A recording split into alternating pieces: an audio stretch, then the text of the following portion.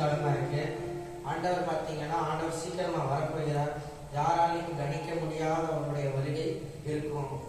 அவர் சொன்ன அடையாளங்கள் ஒவ்வொன்றும் நடந்து கொண்டிருக்கு. நம்ம வாழ்க்கையில தீர்க்க தரிசனங்கள் வாக்குத்தத்தங்களை நிறைவேறி கொண்டிருக்கு. ஆனா நம்ம யார் ஆண்டவர் வருகையை ஒரு பொருட்படுத்தாம இருக்கிறோம். ஆண்டவர் மிக சீக்கிரமாய் வரப்போகிறார். அவருடைய வருகையை மிக பயங்கரமானது. அவர் வருகையில் நிறைய கைவிடப்படலாம், நிறைய பேர் நம்மளை விட்டு பிரிந்து போகலாம். ஆண்டவர் யாருக்கு முன்குறிச்சிருக்கிறாரோ அவர்களை மட்டும் நம்ம அருரூபமாக்கி தன் இடத்துல இருந்து ஆண்டவர் எடுத்துக்கொள்வார். ஆண்டவர் 3 வருஷம் ஒரு கொடிய உபத்திரவ காலம், மறுபடியும் 3 வருஷம் மகா உபத்திரவ காலம் உண்டாக போகுது. தேசத்துல பஞ்சங்களும் அழிவு நாசமோசமும் கொள்ளை நோய்களும் ஆண்டவர் கட்டளை இருக்காரு. அதெல்லாம் நடக்க போகுது.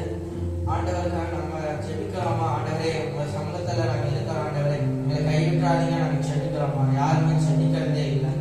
ஆண்டவர் வெளிப்படுத்துறாங்க.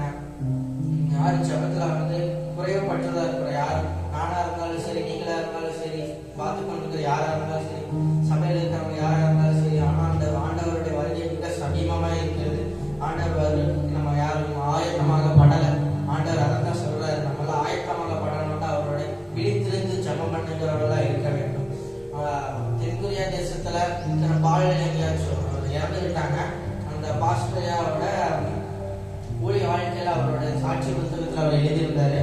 அவருடைய மகன் 13-14 வயசு இருக்கும். ஸ்கூல்ல இருந்து ட்ரிப்பு கூட்டிட்டு போயிருக்காங்க. அந்த பையனை ஒரு பஸ் வேன்ல கூட்டிட்டு போய் ஒரு இடத்துல சாப்பிட்டு இருந்திருக்காங்க.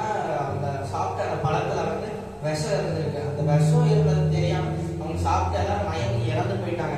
ஒரு 10-12 குழந்தைகள் பக்கம் இறந்து போயிட்டாங்க. அப்போ ஸ்கூல்ல இருந்து நியூஸ் போன் பண்ணி சொல்றாங்க, பால் தங்கியாச்சு அவங்களுக்கு அந்த பாஸ்டருக்கு. அப்போ அவரு தேசத்தையே அசைக்கக்கூடிய மிகப்பெரிய வல்லமையில போதகம். இந்த தேசத்தையே ஆண்டவர் அசைத்த ஒரே ஒரு மனிதர்னா அவர் மட்டும்தான்.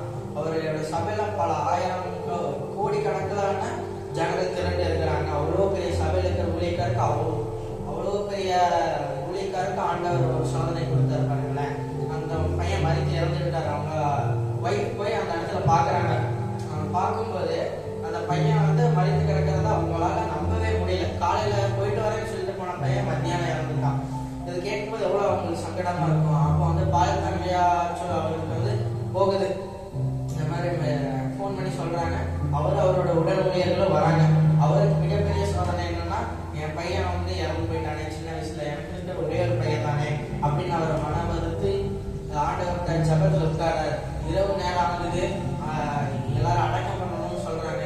இவர் அடக்கம் பண்ண மாட்டேன் அப்படின்னு சொல்லிட்டு இவரோட பையனை அவரோட பெட்ரூம்ல கொண்டு போய் படுக்க வச்சு ஒரு மேல ஒரு துணியை போய் விட்டு இவர் ஆண்டவர்கிட்ட கதறாரு. ஆண்டவரே சப்பா, நான் உங்களுக்காக தானே ஊழியம் செய்யறேன், நான் உங்களுக்காக தானே எல்லாமே பண்றேன். ஆண்டவர் உங்களுடைய சித்தத்தின் மாறாக நான் எதுவுமே செய்யலையே. ஆண்டவரே சப்பான்னு சொல்லி இவங்க ப்ரேயர் பண்ணும்போது ஆண்டவர் 12 மணி நேரம் 13 மணி நேரம் ஆண்டவர் ப்ரேயர் பண்றாரு.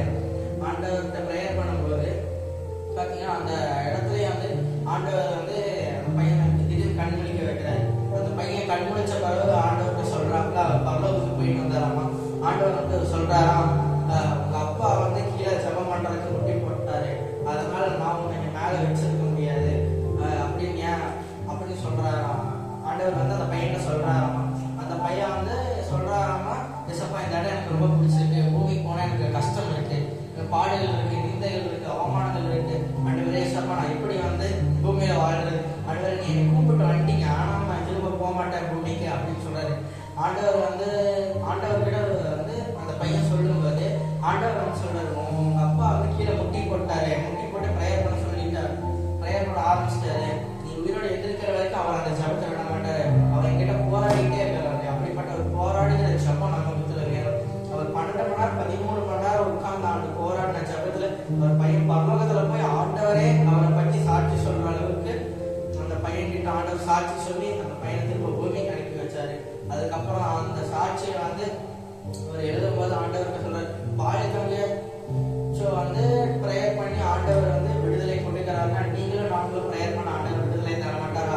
அப்படிப்பட்ட ஒரு உன்னதமான தெய்வத்தை நம்ம ஆராதி கொண்டிருக்கிறோம். யார் அவர் சொன்னா அவருடைய கைகள் குறுகிய போய் விட்டு, அவருடைய கைகள் குறுகி போகவே இல்லை. அவருடைய செய்கிற அற்புதங்கள் அதிசயங்கள் அளவில்லாதது. அவர் நமக்காக வாக்குத்தத்தங்களையும் எல்லா தீர்க்க தரிசனங்களையும் நிறைவேற்றுவார். கொஞ்ச காலத்துக்கு கஷ்டம் இருக்காதான் செய்யும்.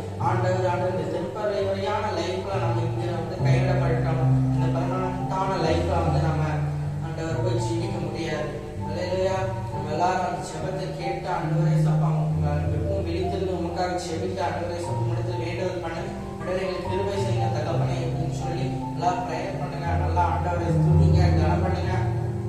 அவருடைய வருகையில நம்ம விழித்திருக்கும் பொழுதுதான் எடுத்துக்கொண்டு போவார். ஆண்டவர்